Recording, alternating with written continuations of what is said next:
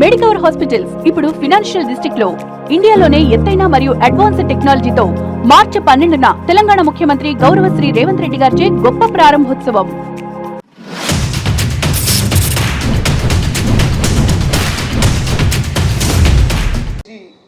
Party ఫిరాయింపులకు మీ నాయన కేసీఆర్ అందరి ఎమ్మెల్యేలను ప్రతిపక్షం లేకుండా చేసి ఆయన హోదాను కూడా మీరు హరింపజేశారు.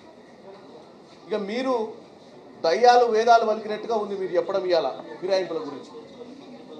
ఫిరాయింపులు మీ హయాంలో జరిగిన విధంగా ముఖ్యంగా మీరు సైకిల్ గుర్తుపై గెలిచినటువంటి తలసాని శ్రీనివాస్ యాదవ్ని తీసుకొచ్చి మంత్రి పదవి ఇచ్చారు.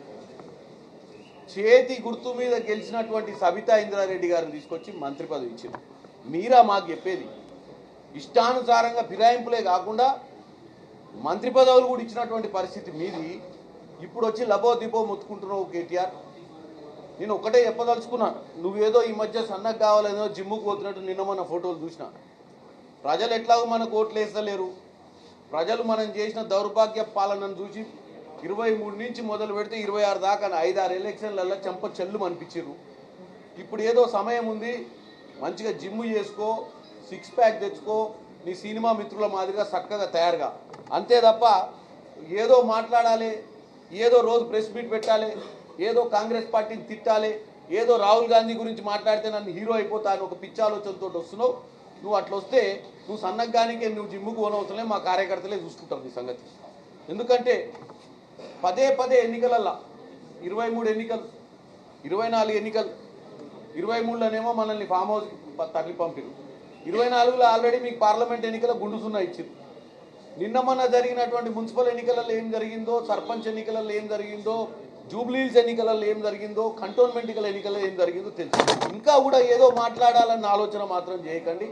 ఏదైనా ఉంటే కన్స్ట్రక్టివ్గా మాట్లాడండి. ప్రతిరోజు ఏదో మాట్లాడాలని స్పీకర్ మీద అక్కసు చూపించుడు ఇవన్నీ మీరు చేయడం బంద్ చేయండి. ఎందుకంటే మనం ఏదైనా చెప్తే గతంలో మన చరిత్ర కూడా చూసుకోండి. ఎందుకంటే గతంలో మన చరిత్ర ఏదైతే ఉందో, మనం చరిత్ర చూసుకోకుండా మనం ఏదో ఎదుటి వారి మీద మాట్లాడితే ప్రజలకు అర్థమని కాదనుకోకుర్రి, మాలాంటి వాళ్ళు ఊకుంటాం అనుకోకుర్రి. మన చరిత్రను ఎప్పుడు తిరిగి దోస్తూనే ఉంటాం. మన చరిత్రలో మనం 10 ఏళ్లలో మీరు అధికారం నుండి ఎంత అధికార దుర్వినియోగం చేసిర్రో ఈ భారతదేశంలో కూడా ఎక్కడ జరిగి ఉండదు. చామల కిరణ్ కుమార్ రెడ్డి, మలం కిరణ్ కుమార్ రెడ్డి ఆడు మలమే నా దృష్టిలో. నోటికి ఏదో వస్తుంది మాట్లాడు. మీకు ఒక సీట్ రాలేదు, మీకు డిపాజిట్ రాలేదు కంటోన్మెంట్లా. ఈ చామల కిరణ్ కుమార్ రెడ్డి నా కాన్సెన్సే, తుంగతుర్తి నియోజకవర్గం, శాలిగారవరం మండలం. ఈయనకి జెడ్పీటీసీ టికెట్ ఇవ్వలే, ఇండిపెండెంట్గా పోటీ చేసిండు. వంకాయ గుర్తు వచ్చింది, 100 ఓట్లు వచ్చినాయి. వంకాయ గుర్తు మీద 100 ఓట్లతో వచ్చినోడు వీడు డిపాజిట్ల గురించి మాట్లాడుతున్నాడు, మా పార్టీ గురించి. నేను ఇవాళ వాడు మోపాడు మా దగ్గర, మా ఎంపీ కిరణ్ కుమార్ రెడ్డి, చామల కిరణ్ కుమార్ రెడ్డి, మలం కిరణ్ కుమార్ రెడ్డి ఆడు మలమే నా దృష్టిలో. నోటికి ఏదో వస్తుంది మాట్లాడు. మీకు ఒక సీట్ రాలేదు, మీకు డిపాజిట్ రాలేదు కంటోన్మెంట్లా. ఈ చామల కిరణ్ కుమార్ రెడ్డి నా కాన్సెన్సే, తుంగతుర్తి నియోజకవర్గం, శాలిగారవరం మండలం. ఈయనకి జెడ్పీటీసీ టికెట్ ఇవ్వలే, ఇండిపెండెంట్గా పోటీ చేసిండు. వంకాయ గుర్తు వచ్చింది, 100 ఓట్లు వచ్చినాయి.